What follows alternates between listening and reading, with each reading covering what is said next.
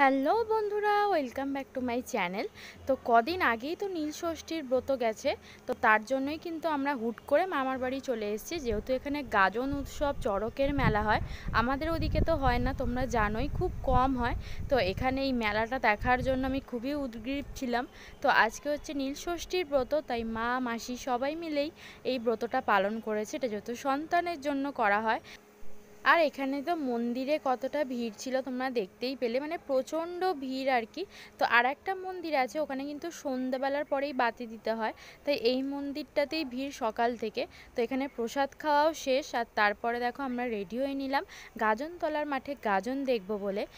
তো বেরানোর আগে মারা যেহেতু বাইরে কিছু খেতে পারবে না, তাই এখান থেকে একটু সাবু মাখা ছোলা খেয়েই বেরাবে, তার জন্য এই মাসি এখানে মাখছে।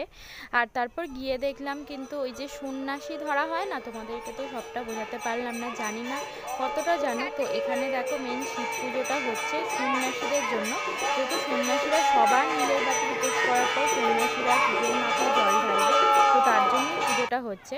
আর এই যে দেখো গাজন শুরু হয়েছে, তো এই গাজনটা খুবই কমেডি গাজন, কতটা গাজন সম্বন্ধে জানো সেটাও জানি না।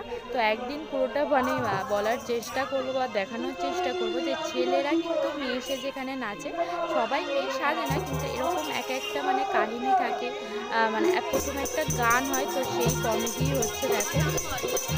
আশা করছি আমার এই ভিডিওটা দেখতে খুব খুব ভালো লেগেছে। ভালো লাগলে পাশে থেকে চ্যানেলটাকে লাইক সাবস্ক্রাইব করে দিও। টাটা।